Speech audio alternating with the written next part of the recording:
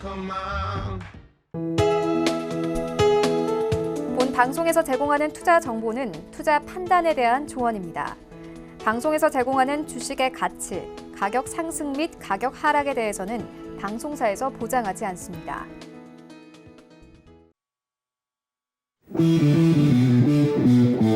안녕하세요. 해외 선물의 신 시즌3 김선희입니다.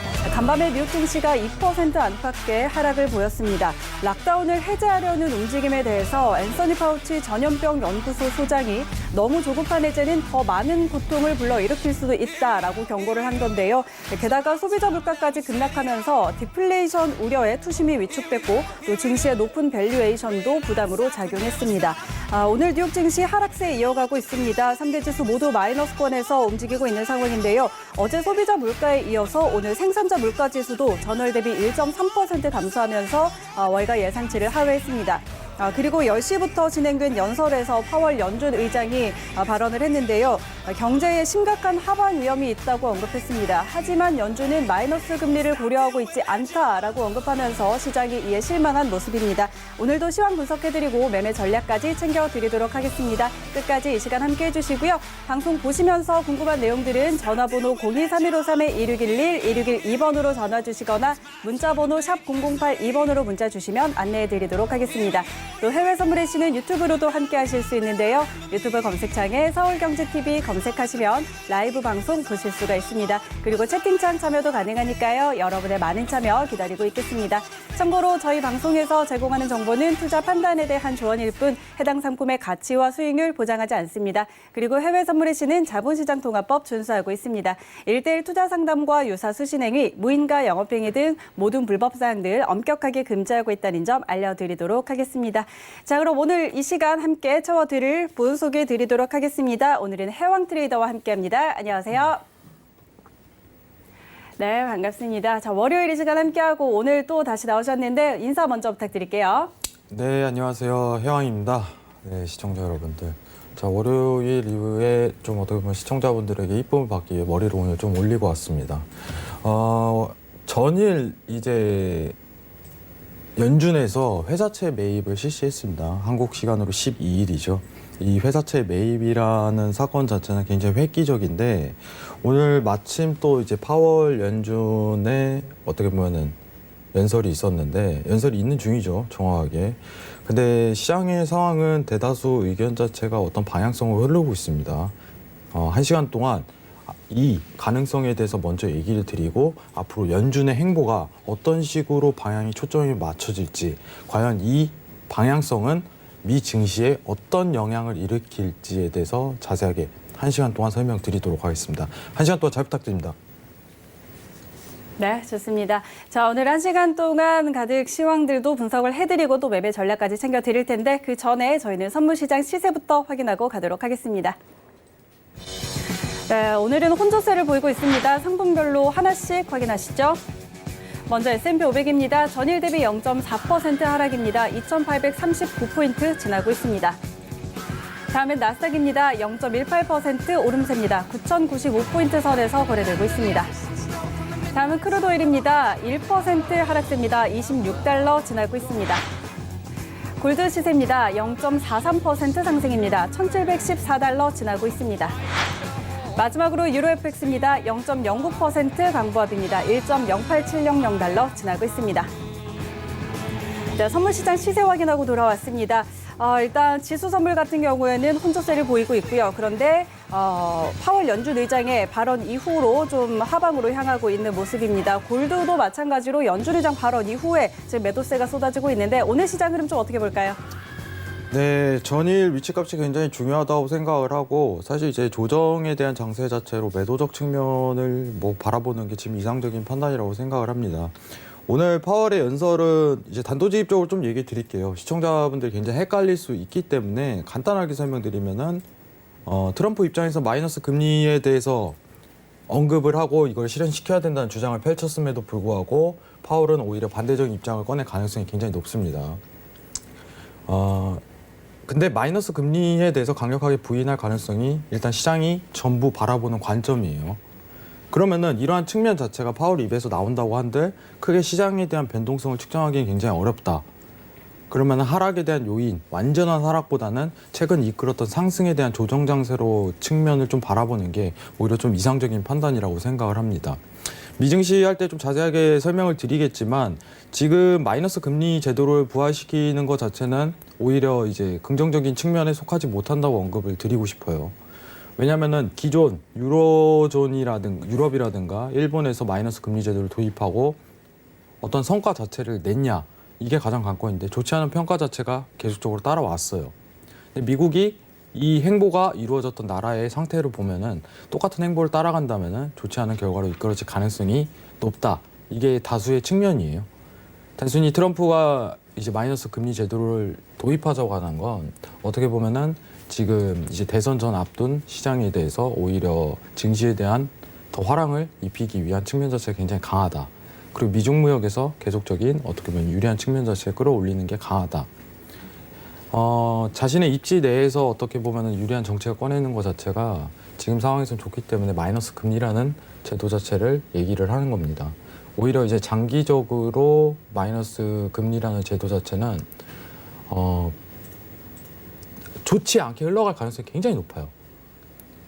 이거는 어떻게 보면 경제적인 측면이랑 굉장히 연관성이 있는데 이 부분 관련해서 나스닥 할 때 자세하게 설명드리도록 하겠습니다. 네, 좋습니다. 자, 어제 이 시간에 전해드렸었죠. 트럼프 대통령은 마이너스 금리를 다시 한번 촉구하는 그런 트위터를 남겼었는데 오늘 파월 연준 의장은 이에 반대되는 연준은 마이너스 금리를 고려하고 있지 않다라고 단언을 했습니다. 자, 이런 부분들 오늘 시장에 어떻게 좀 영향을 미치는지 잠시 후에 조금 더 자세하게 살펴보도록 하고요. 저희는 외신센터 연결해서 오늘 전해지고 있는 소식들 확인하고 가도록 하겠습니다. 네, 현재 월가와 뉴욕 증시는 이 파월 연준 의장의 입에 주목을 하고 있습니다. 연준 의장이 마이너스 금리 고려하지 않겠다. 그리고 지금 경제에 추가적인 상당한 하방 리스크에 우리가 직면을 하고 있다라고 언급을 하면서 선물 시장이 하락했고 증시 역시 지금 하락을 하고 있는 상태입니다. 먼저 다우존스 지수가 1% 가까이 떨어지면서 23,547포인트를 지나가고 있고 S&P 500 지수가 0.61% 하락한 2,852포인트, 나스닥 지수가 가장 하락폭이 적습니다. 0.03%가량 떨어져서 9,000선을 딱 유지해주고 있네요. 제롬 파월이 어떤 이야기를 했는지 좀 자세히 살펴보시면 첫 번째로는 장기적인 경기 침체를 우려하고 있다라고 말을 했습니다. 표현하기 어려운 수준의 고통이라면서 추가적인 무기, 추가적인 정책이 필요하다. 그래야만 우리가 이 길고 긴 경기 침체에서 벗어날 수 있다라고 이야기를 했고요. 또 경제적인 대응이 시기적절하게 이루어졌지만 이게 마지막 단계가 아닐 수 있다면서 코로나 2차 파동에 의한 우려까지 표시를 했습니다.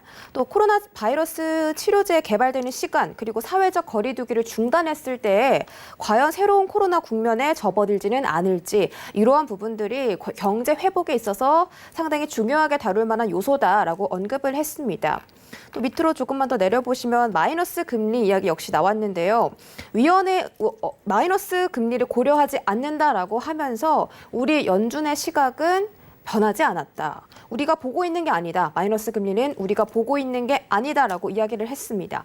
어제 새벽에 트럼프 대통령이 트위터를 올렸었죠. 연준은 마이너스 금리를 반드시 이뤄내야 한다. 기프트를 줘야 한다. 선물을 줘야 한다라면서 연준을 많이 압박을 했었는데 역시 굴복하지 않고 좀 강경하게 단언을 한 모습입니다. 이에 대해서 트럼프 대통령이 어떤 생각을 내비칠지는 잠시 후에 지켜보도록 하고요. 오늘 준비한 첫 번째 외신 소식부터 만나보도록 하겠습니다. 네, 안타깝게도 미중 갈등의 골이 점점 더 깊어지고 있는 것 같습니다. 트럼프 미국 행정부가 미국 퇴직연금에 대해서 중국 주식 투자를 중단하라라고 서한까지 보냈다고 하는데요. 이로 인해서 중국에 대한 압박 수위가 전 방위적으로 확산되고 있다는 우려가 나오고 있습니다. 중국의 외무부 장관은 이 트럼프 행정부의 이러한 결정이 미국 투자자를 다치게 할 것이다 라면서 베이징에서는 금융 전쟁의 촉발 우려까지 나오고 있는 상황입니다. 또 중국에 대한 새로운 제재와 관련해서는 주권 면제를 배제하는 방안도 나오고 있다고 하는데요. 이 주권 면제가 뭐냐면 주권 면제를 배제하게 된다면 미국 정부와 미국인들이 중국을 직접적으로 중국 정부를 상대로 소송을 제기할 수 있게 되는 겁니다. 이러한 전방위적인 압박 때문에 왜 이런 일들이 계속 일어나는 걸까? 트럼프 대통령이 왜 이렇게 계속 중국 때리기를 실천하는 걸까라는 생각에 대해서는 트럼프 대통령 재선 캠페인과 밀접한 연관성이 있다는 분석이 중론인데요. 기존에는 미국 경제 최대 호황이라는 재선 타이틀을 걸고 트럼프 대통령이 활동을 개시했었는데 이 타이틀을 못 쓰게 됐죠. 코로나 바이러스 때문에 경제가 많이 위축이 됐기 때문에 이번에는 중국을 비난하면서 경제를 재건한다라는 새로운 메시지로 선명성을 제시하려는 것이 아니냐라는 관측이 제기되고 있습니다. 오는 18일에서 19일에 열리는 세계보건기구 총회에서 미국과 중국이 만나게 됐는데 과연 이때도 어떤 갈등을 빚어낼지 지켜보도록 하겠습니다. 다음 소식입니다. 미국 민주당이 3조 달러 규모의 추가 경기 부양책을 제안했습니다. 이 패키지에는 지방정부와 가계 지원을 비롯해서 소기업 지원금 그리고 코로나 검사 비용까지 지원을 할 것이다라는 내용이 포함이 되어 있는데요. 일명 Heroes Act, 영웅법이라고 불린다고 합니다. 이 제안에는 주정부와 지역정부를 지원해주는 이 지원금이 3조 달러 부양책 중에서 1조 달러가량이나 차지한다고 하는데요. 하지만 문제는 이 법안이 민주당에서 발안이 됐기 때문에 상원을 통과할 가능성이 낮다는 겁니다. 펠로시 하원의장은 이번 법안을 오는 15일 오전 9시까지 통과를 시키겠다라고 단언을 했는데 린지 그레이엄 공화당 의원은 법안이 상원에 오는 순간 끝이다라고 말했습니다. 다른 공화당 의원들 역시 3월에 통과된 2조 달러 부양책의 효과를 더 지켜봐야 할 것이다 라면서 부정적인 견해를 내비치고 있는데요. 어제 스티브 무누신 재무장관 역시 입법을 지금은 쉬어야 할 때라면서 더 이상의 부양책을 통과시키지 않겠다. 지금으로서는 이런 의견을 제시한 바가 있죠. 따라서 이 법안이 과연 트럼프 대통령의 서명까지도 가지 못할 것이다 라는 의견이 나오고 있었는데 아까 10시쯤에 제롬 파월 의장이 보시면 추가적인 부양책이 필요하다. 추가적인 정책이 있어야만이 미국이 이런 경제적인 하방 리스크에서 벗어날 수 있다라고 연설을 했죠. 이런 부분들이 과연 어떻게 시장에 영향을 미칠지. 과연 미국 국민들은 제롬 파월 연준 의장이 이렇게 얘기를 하는데 민주당이 낸 법안이라고 해서 공화당이 계속해서 반대를 하는 게 과연 좋아 보일까요? 잘 모르겠습니다. 이런 부분이 어떻게 변화를 미칠지는 함께 지켜보도록 하겠습니다. 다음 소식도 전해드리도록 하겠습니다. 코로나 2차 파동 우려 때문에 공포지수로 불리는 빅스 인덱스가 20%가량 급등했다는 소식입니다. 어제까지만 해도 2개월 내 최저치인 27.57포인트까지 내려오면서 빅스 지수 2달여 만에 최저라는 기사 제목으로 많은 보도가 이루어졌었는데요. 하루 만에 상황이 역전된 걸 보니까 아무래도 아직까지는 시장의 변동성이 좀 다분한 것 같습니다. 오늘은 또 미중 갈등 그리고 코로나 재확산 우려 때문에 34포인트까지 터치를 했었습니다. 코로나 공포가 절정에 달했던 3월 16일쯤에는 82포인트까지 이 빅스 지수가 올라온 적이 있죠. 코로나 지수 공포지수 상승에서는 앤서니 파우치 감염연구소 소장의 강력한 의견이 많이 반영된 것 같습니다. 어제 속보에서 전해드렸는데요.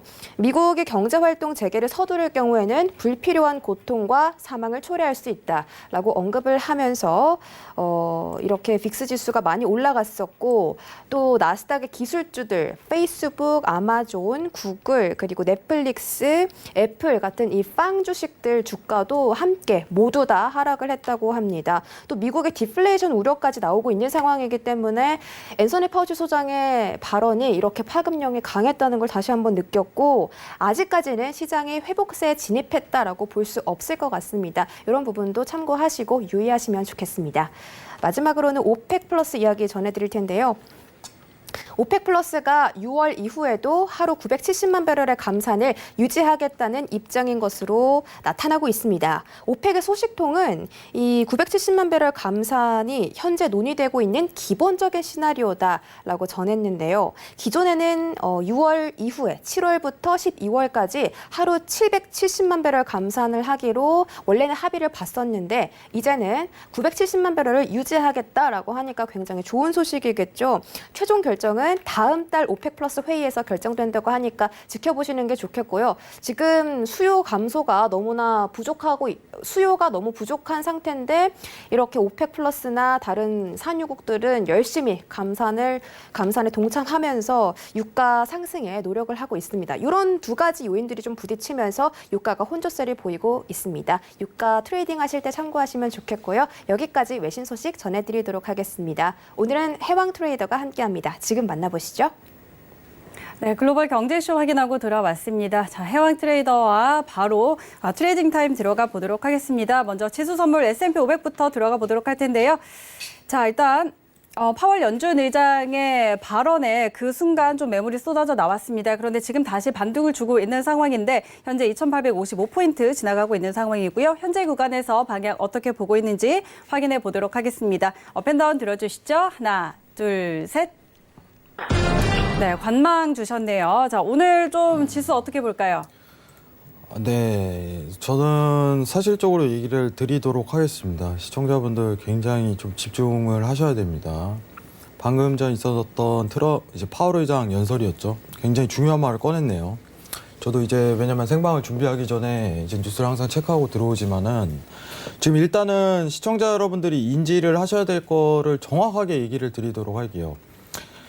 자, FOED에서 차트 보면서 얘기를 하겠습니다. 차트가 사실적으로 얘기를 해주는 거기 때문에 연준에서 채권 매입에 대해서 진행한다고 이제 언급하고 이제 발표한 날짜가 3월입니다.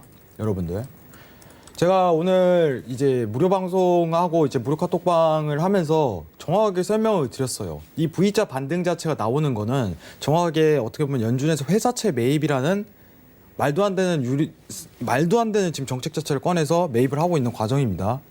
그리고 12일이죠. 전일 날짜로 실제로 매입을 시작한 거예요.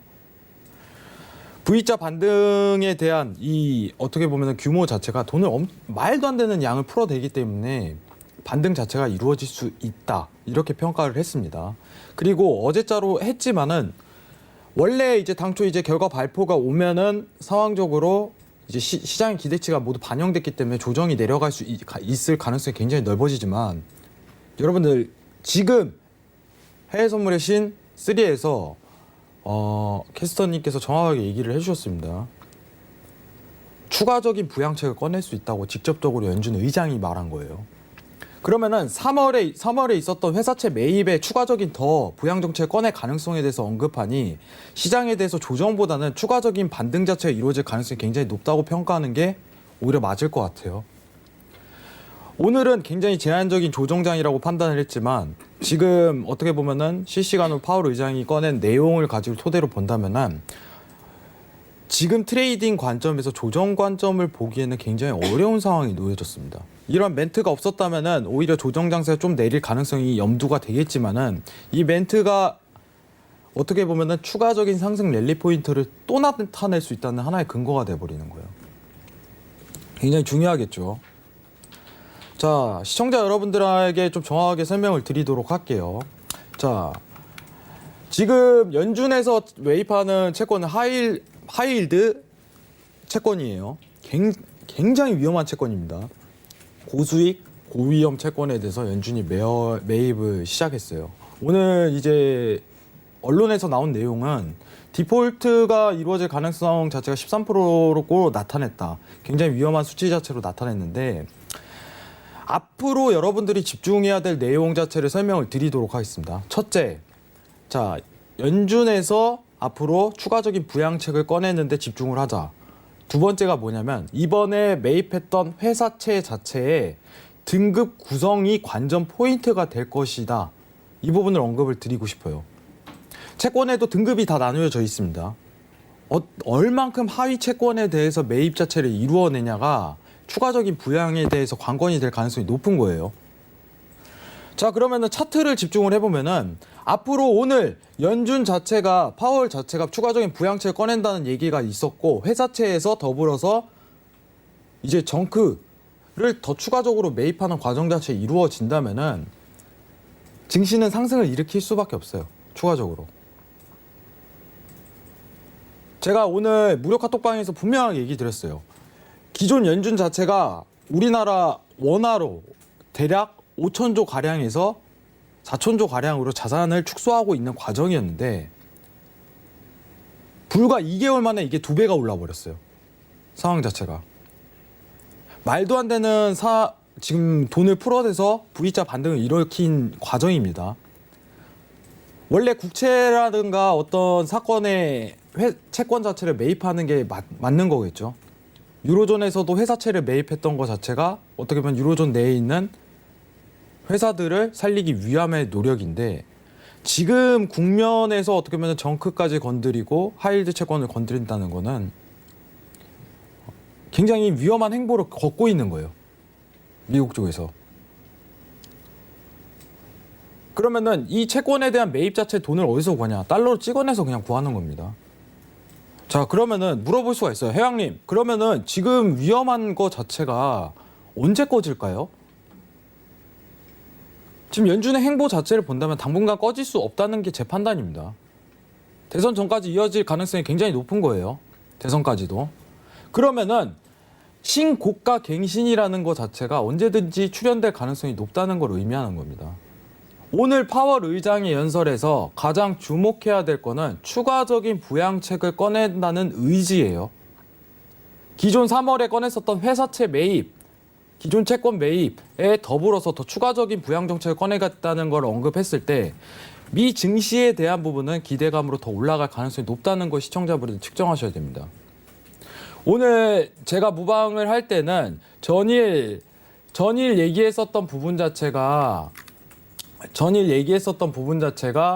이제 이 지지층이 뚫린다면은 조정에 대한 관점으로 당일 매도 트레이딩에 집중하세요. 이렇게만 얘기 드렸습니다. 근데 오늘 관건은 뭐냐면은 이 기준선에 대한 저항 자체를 측정하세요 이거였는데 지금 트럼프 말 한마디에 어떻게 보면은 조정에 대한 저항대 자체가 흔들리고 있는 국면이에요.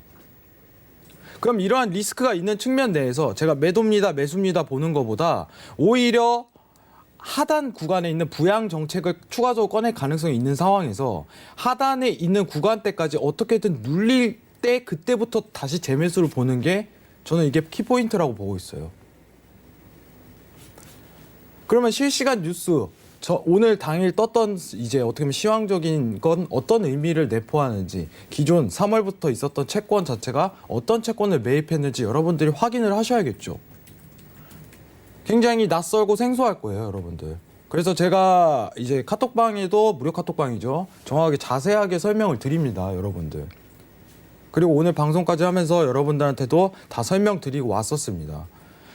지금 제가 설명하는 내용 자체가 굉장히 어떻게 보면 쉽고 어렵지 않아요. 다만 용어가 생소할 뿐입니다. 앞으로 연준에서는 회사채 자체를 계속적으로 매입할 가능성이 높다는 걸 오늘 파월 의장 연설을 통해 드러냈다는 것을 인지하시기 바랍니다. 그리고 원래 당초 조정에 대한 장세였지만 방금 한마디로 인해 박스권으로 굉장히 흔들 수 있을 가능성이 높기 때문에 오늘은 관망하고 이제는 웨이팅을 하는 게 오히려 지금 낫다고 보고 있습니다. 이상입니다. 네, 좋습니다. 일단 오늘은 관망하는 전략을 주셨고 추후에 좀 눌릴 때 재매수하는 전략을 드렸습니다. 참고해 보시고요. 그런데 이제 연준이 이야기한 추가적인 부양책이라는 것은 연준이 이 연준 측에서의 부양책이 아니라 이제 정부의 요구를 한 것이죠. 이제 통화 정책으로서가 아니라 재정 정책으로 입법부가 무언가를 더 해라라고 조금 키를 넘겼다라고 해석을 해볼 수가 있을 것 같습니다. 이와 관련해서 조금 더 자세한 사항 나오면 저희가 다시 전달을 해드리도록 하겠습니다. 조금 이런 부분에 약간 착오가 있었다는 점 저희가 정정을 해드리도록 하고요. 연준의 추가적인 부양책이 아니라 정부의 부양책을 더 요구했다는 점 전달을 해드리도록 하겠습니다. 자, 그럼 저희는 여기서 크루드 오일로 넘어가서 살펴보도록 하겠습니다. 자, 오일은 전일 대비해서 1%가량 하락세를 보이고 있습니다. 26달러 선 지나가고 있는데요. 자, 일단 산유국들이 지속적인 감산을 할 거라는 기대감이 시장에 좀 나타나고 있습니다. 그리고 오늘은 잠시 후에 원유 재고 발표도 앞두고 있는 상황인데 자, 이런 상황에서 현재 구간에서의 방향 어떻게 볼지 확인해 보도록 하겠습니다. 업앤다운 들어주시죠. 하나, 둘, 셋. 관망 의견 주셨네요. 5일도 역시 마찬가지로 관망 주셨는데 원유는 좀 어떻게 볼까요? 저는 사실 이제 원유가 추가 상승이 가능할 거라고 좀 보고 있지만, 자, 일단 6월물 기준으로 좀 보도록 할게요. 6월물 기준으로 좀 보도록 하겠습니다. 지금 저는 이제 조만간에 다시 한번 일단 재하락 포인트 자체가 일으킬 거라고 저는 개인적으로 판단을 합니다. 이제 35 단가 내, 30단가죠. 예, 30 내외 단가 내에서 큰 저항대를 한 번 더 맞을 가능성이 높다고 생각을 합니다. 오늘 오펙 플러스에서 이제 감산에 대한 의지 자체를 내보냈지만, 사실 감산을 한다 안 한다에 대한 의미 자체는 퇴색된 지 오래예요. 기존 이제 5월물에 대해서 마이너스 유가 사태가 일어났던 게 오히려 여태까지 했던 감산 포인트 자체 4년이죠. 4년간 이루어졌던 감산 포인트를 한 번에 뒤엎었기 때문에 마이너스 유가 사태가 일어났다고 제가 설명을 한번 드린 적은 있습니다. 그러면은 지금 다시 원수준으로 복귀하기 위해서는 감산이 아닌 어떻게 미국 쪽과 어떻게 보면 오펙 플러스 간에 어떤 커넥션이 있어야 돼요. 상황 자체가. 연결고리가 이루어져야지 다시 급등하는 모습세를 보이지, 지금 여건 내에서는 단기적 기술적 반등, 일봉상으로 봤을 때는 30포인트까지 일단 상승하는 데일리 트레이딩 관점으로 지금은 접하고, 오히려 30포인트부터 이제 다시 한번 매도세가 내려가는 기대장을 염두해야 되는 게 지금 상황입니다. 지금 유가 자체를 웨이팅한 거는 지금 여러분들 장세 자체가 요 며칠 내 굉장히 박스권 내에서 흔들리고 있어요.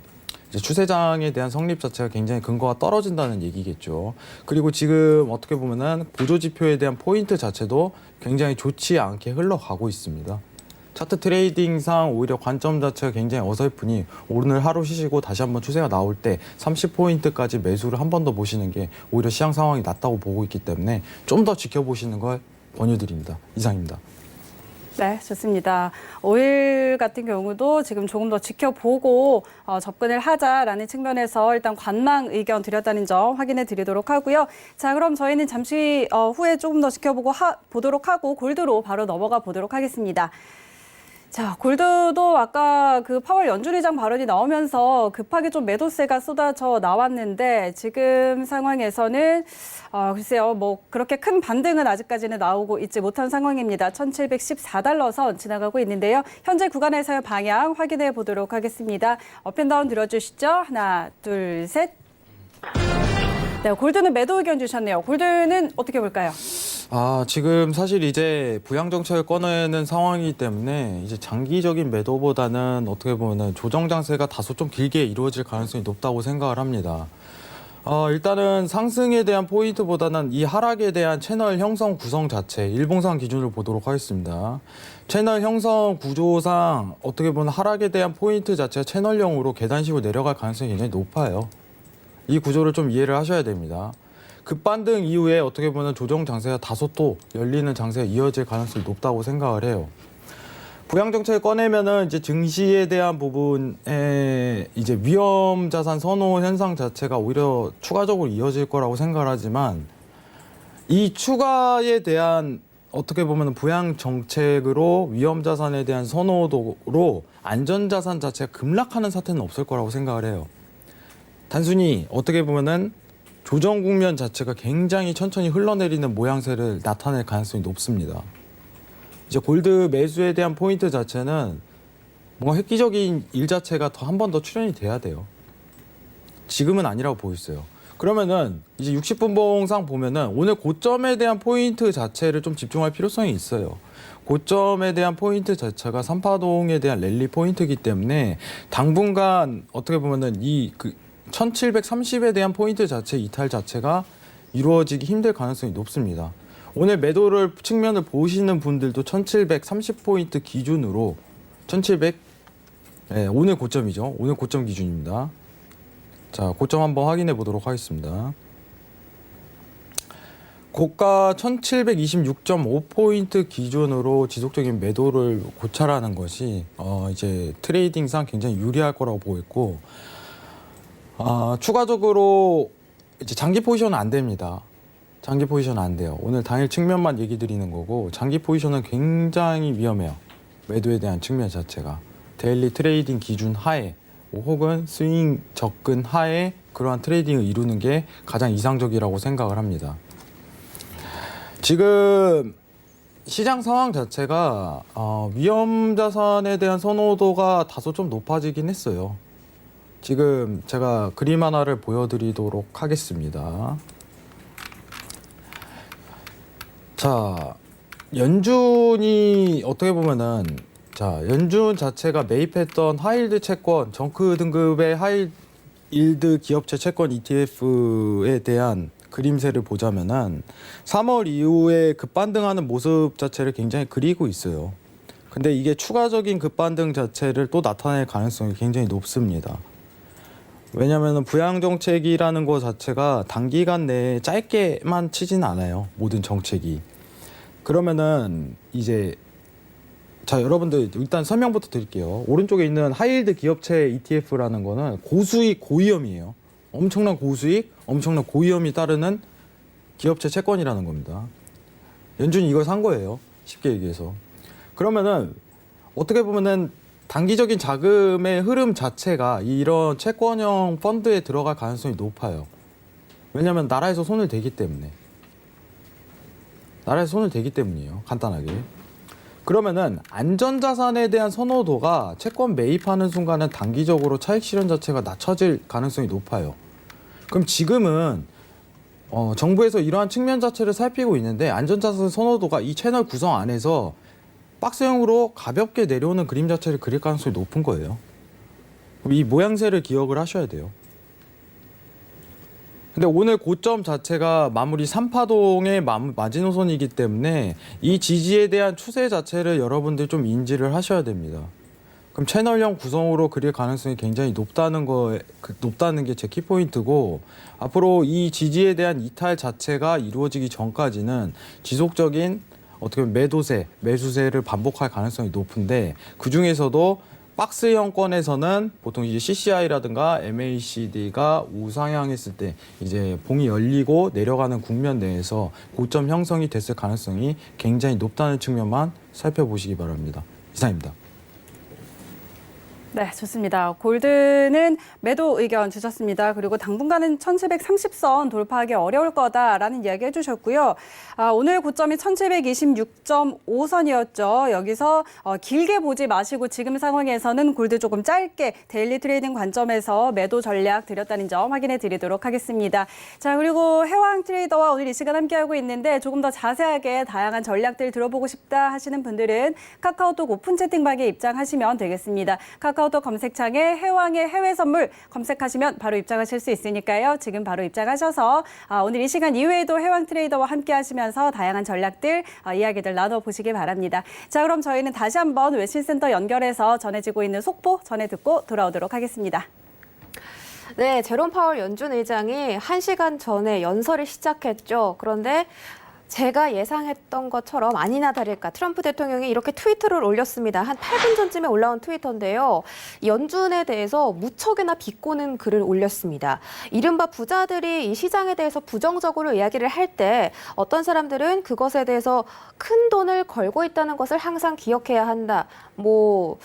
좀 정부의 발빠른 연준이나 다른 기업들이 숏배팅을 하면서 돈을 모을 수 있다. 이런 부분을 좀 언급을 한 것 같고요. 만약에 시장이 그래서 무너지면 그들은 그것을 통해서 큰 돈을 벌 것이고 다시 시장이 상승하면 또 상승하는 대로 돈을 벌 것이다. 그들은 그 두 가지 방법들을 모두 이해하고 수익을 창출하고 있다. 이런 식의 언급을 하면서 이게 거의 합법적이긴 하지 라면서 굉장히 비꼬는 발언을 내비쳤어요. 연준이 이코노미, 이 시장이 좀 안 좋게 흘러갈 수 있다. 경제적으로 긴 경기 침체, 장기적인 경기 침체에 빠질 수 있고 우리는 이것에 대해 대비를 해야 하고 추가적인 정책도 필요하다. 입법부에 추가적인 정책을 좀 언급을 해준 상황이었는데 트럼프 대통령이 이렇게 연준을 많이 비꼬는 상황이에요. 어제 오후에 바로 마이너스 금리에 대해서 압박을 했지만 연준은 마이너스 금리에 대해서 고려하지 않는다라고 얘기를 했기 때문에 너네 그렇게 시장 자꾸 무너뜨려서 숏배팅으로 돈 좀 벌려는 거 아니야? 이런 식으로 어떻게 보면은 음모를 좀 꾸미는 것 같기도 하고요. 어쨌든 도널드 트럼프가 이런 식의 트위터를 올렸다는 점이 또 시장 투자자들은 어떻게 볼지는 잘 모르겠습니다. 그리고 한 가지 더 있습니다. 이 파월 연준 의장에 의해서 정말 시장이 많이 요동치고 있는 것 같은데 금 가격도 하락을 했었고 달러 가격은 초반에는 상승을 했었습니다만 지금은 다시 하락을 했다가 다시 한번 또 상승을 하는 이런 혼조세를 보이고 있네요.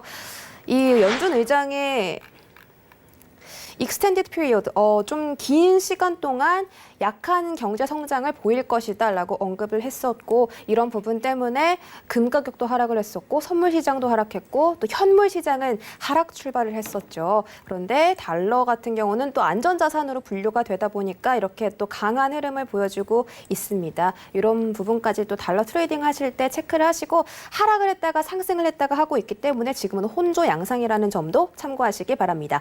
여기까지 속보 전해드렸습니다. 네, 속보 전해 듣고 돌아왔습니다. 아니나 다를까 트럼프 대통령은 트윗에 또 한 번 이렇게 연준을 비꼬는 듯한 언급을 했는데요. 자, 이런 부분들 계속 살펴보도록 하고 지금 현물 시장 같은 경우는 다우와 S&P는 여전히 마이너스권이지만 나스닥은 상승 전환을 했다는 점 확인을 해드리도록 하겠습니다. 자, 그럼 저는 유로 FX로 넘어가서 살펴보도록 하죠. 네, 유로 같은 경우에는 지금 이틀째, 이거래일째 빨간불을 켜고 있습니다. 자, 현재 구간에서 방향 어떻게 보면 좋을지 확인해 보도록 하겠습니다. 업앤다운 들어주시죠. 하나, 둘, 셋. 유로도 오늘 관망을 주셨네요. 오늘 지금 골드 말고 다 관망을 주셨는데 좀 조심스럽게 접근을 해보는 것 같아요. 유로는 좀 어떻게 보세요? 사실 굉장히 조심스러워요. 진짜 이제 앵커님께서 얘기를 하셨던 것처럼 지금 트레이딩 자체가 하루가 가파르고 이제 하루에 어떤 내용이 나오냐에 따라 굉장히 변수가 많아지는 상황입니다. 지금 마이너스 금리에 대한 부분으로 좀 접근하는 가능성이 굉장히 높다고 생각을 하는데 유로 자체는 그렇게 보는 게 저는 이상적입니다. 미국에 대한 마이너스 금리에 대한 부분을 가장 타이트하게 좀 연결하는 것이 오히려 유로 아닌가 이런 부분을 판단하는데 유로는 지금 상황 내에서는 사실 이제 매수예요. 지금 상황 내에서는. 자, 이제 채널 구조상 어떻게 보면은 하락에 대한 포인트 지지 열리고 상단에 대한 포인트 자체 열었는데 오늘 이제 어떤 시청자분께서 질문을 했어요. 사실 달러에 대한 강세가 너무 센 거 아니냐 이런 얘기를 했는데 지금은 달러 강세가 엄청나게 일으키는 요인은 아닙니다. 제가 그 이유에 대해서 얘기를 드렸어요. 미국이 아무리 이제 어떻게 보면 부양 정책을 꺼낸다 한들 유로라는 통화 정책 자체는 유로존의 상황도 같이 면밀하게 지켜봐야 돼요. 두 정책 자체가 비교 대상이 돼서 어떤 방향성을 흐르나 이런 부분을 비교하고 가야 되는데 지금 달러가 강세인 거는 맞습니다. 근데 그 강세에 대한 기준 자체가 유로가 너무 최악이에요. 여러분들. 유로가 너무 이번에 미국 자체로 어떻게 보면은 이슈가 굉장히 크게 되긴 했지만은 유로는 지금 정책적으로 살아날 기미가 없어요. 정책적으로 마이너스 금리도 하고 있고 채권 매입도 이미 하고 있는 과정이었고 그러니까 이게 지금 답이 안 나오는 거예요. 유로존은 오히려 이제 경제 성장률 자체가 지금 오늘 영국이 발표를 했는데 굉장히 마이너스가 발표가 나왔어요. 시장 상황 자체가. 그럼 앞으로 이 채널에 대한 구성으로 상하단 포인트로 반복될 가능성이 굉장히 높다는 측면을 먼저 언급드리시고 자 그러면 이제 미국에 대한 측면 자체를 오히려 이제 유로존의 측면 자체는 지금 통화 정책 자체가 변경될 가능성은 저는 없다고 생각을 합니다. 그러면 이제 미국이 정책이 어떻게 바뀔지에 의해서 이제 통화에 대한 부분 자체가 민감하게 작용될 가능성이 굉장히 높은데 자 일단은 제가 그래서 미국 포인트 자체를 보기 위해서 이제 GDP를 한번 볼 필요성이 있겠다 이 판단 자체를 내려드리는 거예요. 미국의 GDP가 어떻게 보면 CPI보다 조금 다소 선행하는 모습 자체는 계속적으로 그려왔었습니다. 지금 여러분들이 보시는 하늘색 선이 어떻게 보면 GDP고 파란색 선이 CPI입니다. 소비자 물가지수예요. 다소 선행을 합니다. 근데 이번 GDP 자체가 유례없는 하락 포인트를 일으킬 가능성이 굉장히 높아요. 그러면 그 다음 일으키는 게 뭐냐면 그 다음 CPI 자체가 주르륵 내려갈 가능성이 높다는 겁니다. 그때 이제 연준이 고민을 하겠죠. 마이너스 금리 해야 되나? 이 반응이 나타난 다음에 해도 늦지 않습니다. 금리라는 변화 자체는. 그러면은 마이너스 금리 제도를 이제 들이댄다면은 연준 자체가 가능성이 확률이 뜰 거예요. 어느 정도 실현 가능성이 있다면은 달러가 엄청난 초강세를 나타낼 가능성이 높아요. 달러가. 왜냐? 시장의 기대치가 반영 안 된 과정이기 때문에. 지금 여러분들이 보셔야 될 어떻게 보면 유로 FX의 포인트 자체는 이러한 채널형 구성을 나타내다가 마이너스 금리에 대한 포인트가 나타난다면은 지금 유로 차트입니다. 다시 한 번 더 줄하락 가능성이 높아요. 달러가 반대로 상승하기 때문에. 시장의 기대치에 안 됐었던 마이너스 금리 제도에 대해서 언급이 되고 이게 실현 가능성이 점점 높아진다면 유로라는 통화 자체는 어쩔 수 없이 하락에 대한 포인트를 이끌 가능성이 높다고 생각합니다. 그때 큰 수익을 낼 수 있어요. 시장은 어떻게 보면 기회장이라고 생각을 합니다. 저는. 확률이 높아가면은 달러에 대한 강세 자체가 장이 엄청나게 드러나고 그때 어떻게 보면 유로에 대한 매도 포인트 자체를 계속적으로 실현시켜야지 수익권에 도달할 수 있을 거라고 생각을 합니다. 지금 여러분들이 유로 FX 거래하시는 분은 단순한 이 채널 구성 안에서 플러스 상하단을 교차하는 그림밖에 효과가 나타나지 않아요. 왜냐? 두 정책 자체가 엄청난 큰 이슈를 일으키진 않기 때문에 맞물려서 비슷하거든요, 상황이. 근데 마이너스 금리제에 대해서 언급되고 이 가능성이 높아진다면 저는 유로 자체가 또 한 번 이제 강한 하방에 대한 추세 가능성이 오히려 더 높다고 생각을 해요. 앞으로 이 그림만 기억하시면 됩니다. 상방과 하방. 그리고 이제 연준. 제가 왜 GDP부터 보여드리고 CPI를 보여드리는지는 이해하셔야 됩니다. 먼저 내리질 않아요. 갑자기 이게 반응이 나타나고 나서 연준에서 언급합니다. GDP가 낮춰지고 선행지수인 그 다음에 CPI가 나타나고 근데 이번에 가능성 자체가 굉장히 높다고 측정들은 하고 있어요. GDP 자체가 최악에 대한 국면 자체로 나타날 가능성이 높다. 여러분들 이런 거를 조금 어떻게 보면 미리 내다보면은 나쁘지 않은 습관 자체가 길러질 거라고 생각을 해요. GDP는 CPI 선행한다. CPI에 대한 결과치 발표로 금리에 대한 가능성 확률 자체가 굉장히 올라간다. 그리고 투표를 하겠죠. 근데 투표 전에 이미 어느 정도 예상치가 나옵니다. 분위기 자체가 쏟아내요.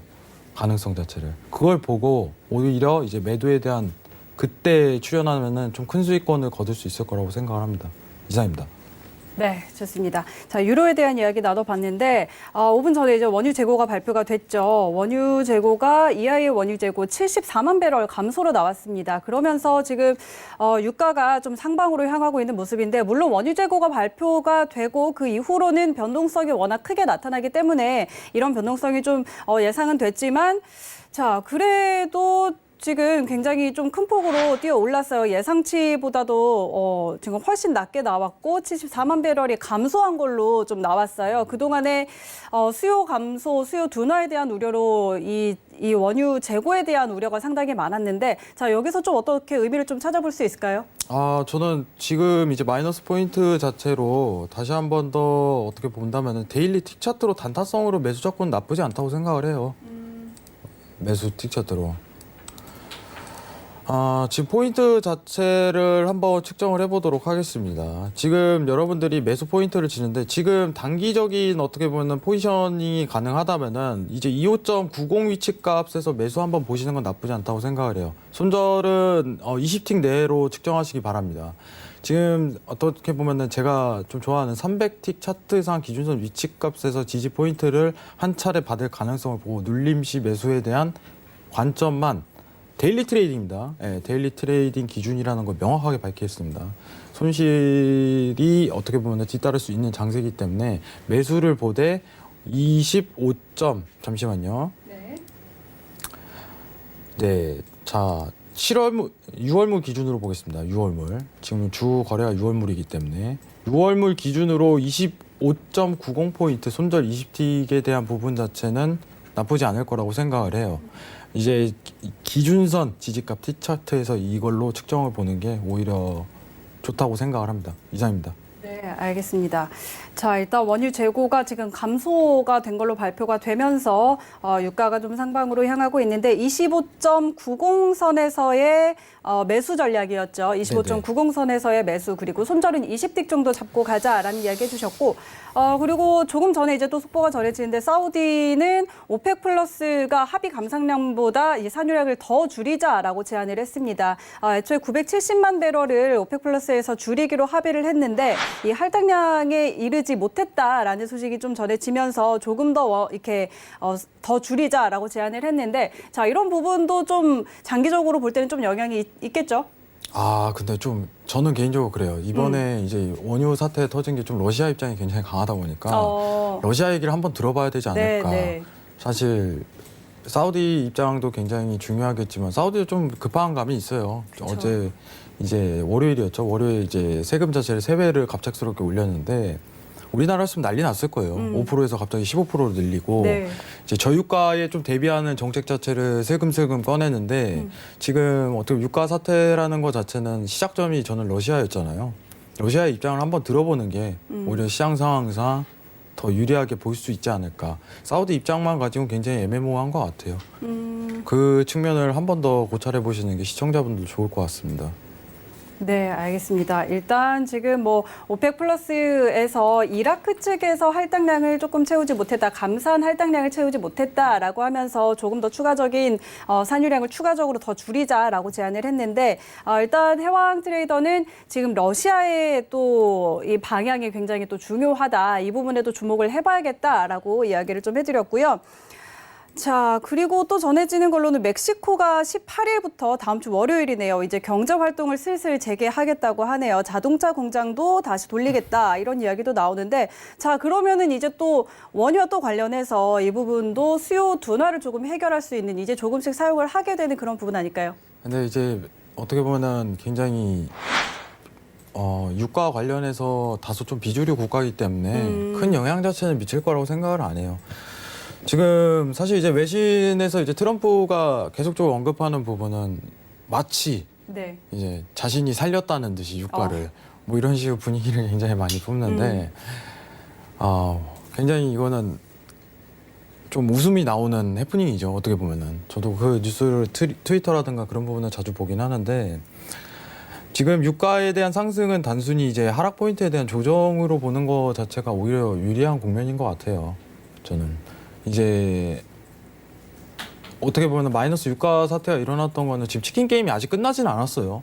시청자분들 확실하게 인지하셔야 됩니다. 치킨 게임이 이제 시작했는데 아직 끝나진 않았습니다. 다소 이어질 가능성이 높아요. 그거에 대해서 이제 각 오펙 국가들도 대비를 하고 있는 실정이고. 근데 외신에서는 어떻게 보면 감산에 대한 내용 자체가 다소 이렇게 나오긴 하지만은 매번 제가 느끼는 오펙이라는 국가는 항상 틀어져요. 비오펙과 오펙과의 관계에 이렇게 합쳐서 러시아도 항상 틀어지고 제대로 합의 이행을 못하는 경우가 굉장히 많았어요. 이번에 또 감산을 하겠다고 또 얘기를 나눴지만은 결과를 또 봐야 되고, 그리고 감산이라는 효과 자체가 어떻게 보면 유가에 대한 가격 상승을 엄청나게 일으키는 요인 자체는 아니다. 다만 이번에 어떻게 보면 러시아가 틀어졌던 감산에 대한 부분 자체를 다시 한번 회귀하는 게 미국과 Y 모드로 좀 가는 게 오히려 상승 포인트의 주력이 되지 않을까. 그때까지는 어떻게 보면은 이 스팬에 대한 이탈 자체가 이루어지지 않는다는 게 아직까지도 제 측면입니다. 그래서 카톡에서 어떻게 보면 30포인트에 대해서 얘기를 드렸던 것도 지금 마이너스 유가 사태가 일어났던 거를 진단을 하고 과거 2016년부터 있었던 어떻게 보면 감산에 대한 내용 자체를 살펴볼 필요성이 있다는 걸 저는 말씀을 드리는 거예요. 감산 자체가 10년 동안 이루어지지 않다가 2016년부터 처음으로 도래가 됐습니다. 시청자분들도 아실 거라고 생각을 해요. 이때 굉장히 장이 재밌었습니다. 감산이라는 기간 자체가 4년 동안 이어진 거예요. 근데 이상하게도 2018년도부터는 감산 자체가 효과가 굉장히 미비하게 시작을 해요. 시장의 기대치에 부응을 못하는 거겠죠. 근데 2020년부터 이제 셰일에 대한 흑자 전환 자체가 이루어질 전망이 되니까 이제 어떻게 보면 치킨 게임 자체가 제대로 돌입이 되는 거죠. 근데 2년 동안 감산에 대한 효과 자체를 제대로 누리지 않았는데 지금 감산한들 어떻게 보면은 다시 한 번 더 상승에 대한 포인트가 오냐? 저는 이건 아니라고 봅니다. 오히려 지금 하락에 대한 요인을 이끌었던 것 자체를 조금 방어하는 내용 자체가 나와야지, 미국과의 Y모드가 들어가야지 그때 제대로 된 상승 포인트가 나오지, 지금 시장 상황 내에서는 완전한 추세 자체가 끝나진 않았다는 포인트 자체는 좀 살려두고 싶어요. 뭐 사실 이제 모두가 예상을 하지만은 어느 누구도 마이너스 유가 사태를 예상한 사람은 없어요. 저도 없다고 얘기를 드리고 싶습니다. 다만 주말 사이에 30포인트로 갭 하락으로 떴을 때 왜 일어났는지에 대해서는 판단하고 추가적인 매수에 대한 금지 자체는 내릴 줄 아셔야 된다고 봐요. 근데 네. 그 장세가 아직도 이어지고 있다. 이 부분만 좀 말씀을 드리고 싶습니다. 이상입니다. 네, 알겠습니다. 자, 이렇게 오늘 해왕 트레이더와 1시간 동안 길게 좀 이야기를 나눠봤는데요. 이제 인사드릴 때가 됐습니다. 오늘 여기서 인사드리도록 하겠습니다. 오늘 말씀 고맙습니다. 네, 참고로 저희 방송에서 제공하는 정보는 투자 판단에 대한 조언일 뿐 해당 상품의 가치와 수익률 보장하지 않는다는 점 다시 한번 알려드리도록 하겠습니다. 오늘 준비된 내용은 여기까지고요. 저희는 내일 다시 돌아올게요. 고맙습니다. You would wait and watch from far away, but you always knew that you'd be the one to work while they all play. 본 방송에서 제공하는 투자 정보는 투자 판단에 대한 조언입니다. 방송에서 제공하는 주식의 가치, 가격 상승 및 가격 하락에 대해서는 방송사에서 보장하지 않습니다.